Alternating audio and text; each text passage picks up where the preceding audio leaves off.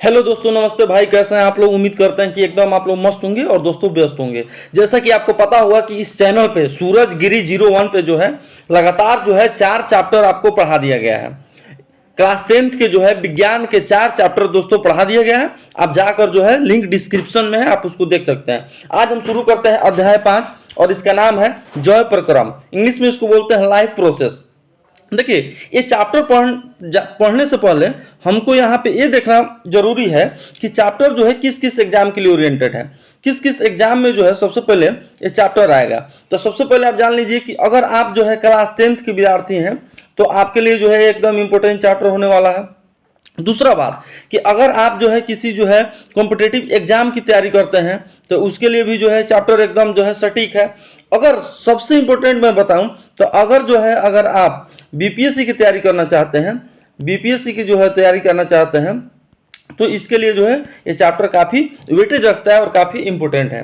तो आइए हम इस चैप्टर को शुरू करते हैं और पढ़ना की शुरुआत करते हैं। देखिए, चैप्टर का नाम है जय प्रक्रम और जय प्रक्रम में हम निश्चित बात है कि यहाँ जो है सजीवों के बारे में जो है अधिकांश जो है पढ़ेंगे और सजीवों के बारे में ज़्यादा से ज़्यादा हम लोग पढ़ेंगे। आइए, आपका बुक का जो है पहला लाइन क्या करता है, शुरू करते हैं शुरू से। हम जैव यानी सजीव और अजैव यानी निर्जीव में कैसे अंतर स्पष्ट करते हैं। आइए, मैं पेंसिल ले लेता हूँ और पेंसिल का जो है थोड़ा सा साइज देख लेता हूँ कि पेंसिल का जो है साइज क्या है और थोड़ा सा इसको पतला कर लेता हूँ। और यहाँ से देखिए, हम सजीव और तथा अजैव अजैव यानी निर्जीव में कैसे अंतर स्पष्ट करते हैं। यदि हम कुत्तों को दौड़ते हुए देखते हैं या गाय को जुगाली करते हुए अथवा गली में एक इंसान को जोर से चीखते हुए देखते हैं तो हम समझ जाते हैं कि ये सजीव है। यदि कुत्ता, गाय और इंसान सो रहे हों तो क्या हम यह भी सोचेंगे कि ये सजीव है, लेकिन हमें कैसे जानेंगे कि हमें उन्हें सांस लेते देखते हैं और जान लेते हैं कि ये सजीव है। पौधों के बारे में हम कैसे जानेंगे कि ये सजीव है। मुख्य तौर पे जो है सजीवों को जो है लक्षण के बारे में जो है हम यहाँ पे इस जो है इंटरफेस में जो है अध्ययन करेंगे। हम सजीवों के यहाँ से हम ध्यान देंगे, हम सजीवों के सामान्य प्रमाण के तौर पर कुछ गतियों पर विचार करते हुए ये गतियाँ वृद्धि संबंधी या अन्य हो सकती हैं, लेकिन वो पौधा भी सजीव है जिसमें वृद्धि परिलक्षित नहीं होती है। कुछ जंतु सांस तो लेते हैं जिनमें गति स्पष्ट रूप से दिखाई नहीं देती है, वे भी सजीव होते हैं। अतः दिखाई देने वाली गति जीवन के परिभाषित लक्षण के लिए पर्याप्त नहीं है।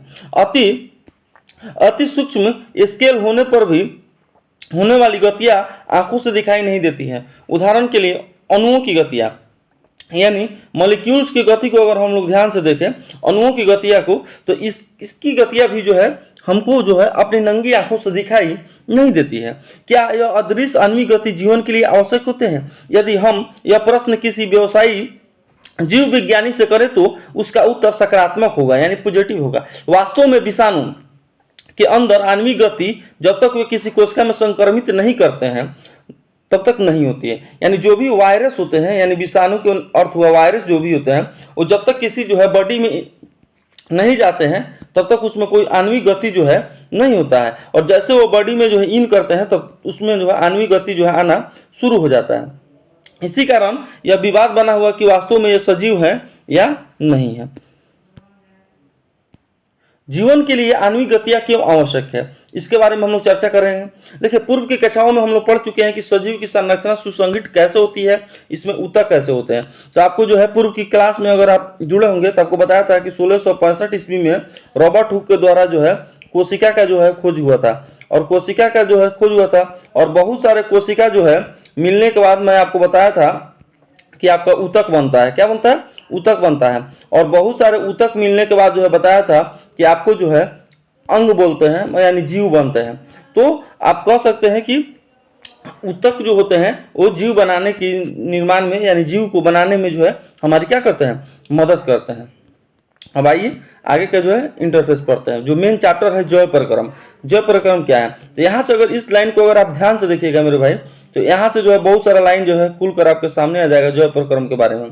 और जय प्रक्रम जो है हमेशा एक ही बात जो है आपसे बार बार कहता है कि मैं क्या हूँ, हमको यहाँ से समझिए। जीवों का अनुरक्षण कार्य निरंतर होना चाहिए। अनुरक्षण मतलब होता है मेंटेनेंस। आप याद रखिएगा, अनुरक्षण माने होता है मेंटेनेंस। यानी मेंटेन, जैसे टूट फूट हो गया, कट फट हो गया, घाव हो गया, आप बीमार हो गए, बुखार हो गए, तो आप स्वस्थ हो गए, स्वस्थ होते रहिए, बीमार अगर पड़ गए तो स्वस्थ हो जाइए। मैंने मेंटेनेंस आपकी बॉडी को चलते रहना चाहिए, या उस समय भी चलता रहता है जब कोई विशेष कार्य नहीं करते हैं, जब हम सो रहे हों अथवा कक्षा में बैठे हों, उस समय भी अनुरक्षण का काम चलते रहना चाहिए। ये सभी प्रक्रम जो सम्मिलित रूप से अनुरक्षण का काम करते हैं, यानी वो सारी प्रोसेस जो हमें मेंटेनेंस की, हमारी बॉडी को मेंटेनेंस की काम करते हैं, वो मुख्य तौर पर जो है जय प्रक्रम कहलाते हैं। अब आइए इसको जो है विशेष रूप से हम लोग यहाँ से समझेंगे, और हम लोग को इस लाइन से जो है ज़्यादा समझ में आएगा, क्योंकि यहाँ देखिए, क्योंकि टूट फूट रोकने के लिए अनुरक्षण प्रक्रम की आवश्यकता होती है, अतः इसके लिए उन्हें ऊर्जा की आवश्यकता होती है। यह ऊर्जा एकल जीव के शरीर से बाहर आती है। यहाँ ध्यान दीजिए, एकल जीव की शरीर से बाहर आती है, इसीलिए ऊर्जा के स्रोत को बाहर से जीव के शरीर में ट्रांसफर के लिए कोई प्रक्रम होना चाहिए।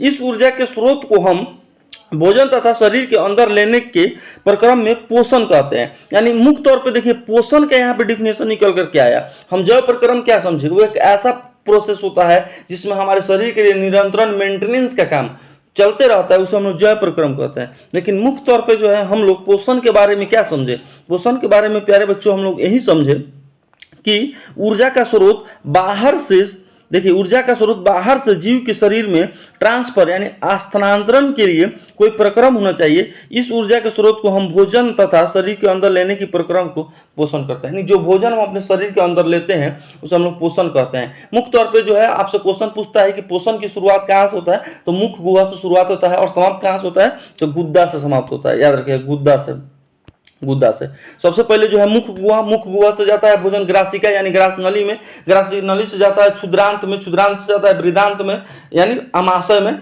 और उसके बाद जो है तब गुद्दा के द्वारा जो है अवशिष्ट पदार्थ बाहर निकल जाते हैं। उसको मुख्य तौर पे आप लोग याद रखिएगा।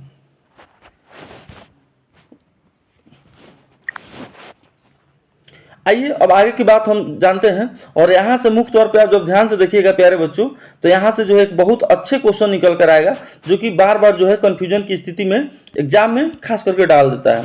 क्या डालता है, देखिए यहाँ से आप इस लाइन को जो है ध्यान से पढ़िए, क्योंकि पृथ्वी पर जीवन कार्बन आधारित अणुओं पर निर्भर है, और तो अधिकांश पदार्थ भी कार्बन आधारित है। अब यहाँ से क्वेश्चन कैसे बनता है इसके अंदर आप समझिए। इन कार्बन स्रोतों की जटिलता के अनुसार विविध जीव विभिन्न प्रकार के पोषण प्रक्रम को प्रयुक्त करते हैं। क्वेश्चन ये बनता है कि हमारा जो शरीर है वो मूल रूप से कौन सा अणुओं पर जो है निर्भर है। तो जो हमारा शरीर है अधिकांश में हम लोग खाद्य पदार्थ, हम लोग जो अपना भोजन करते हैं अधिकांश खाद्य पदार्थ जो है कार्बन पर निर्भर है। तो जब भी आपको ऑप्शन में अगर कार्बन दिखाई दे तो प्यारे भाई, प्यारे बच्चों, प्यारे मेरे दोस्त, इस कार्बन पे जो है आप लोग टिक करके आइएगा। आगे देखते हैं कि पर्यावरण में किसी एक जीव के नियंत्रण में नहीं है, अतः ऊर्जा के बाह्य स्रोत विविध के प्रकार हो सकते हैं। शरीर के अंदर ऊर्जा के इन स्रोतों का विघटन या निर्माण की आवश्यकता होती है। बिल्कुल सही बात है, ऊर्जा का जो है विघटन या निर्माण की आवश्यकता होती है, जिससे अंततः ऊर्जा के एक समान स्रोत में परिवर्तित हो जाना चाहिए।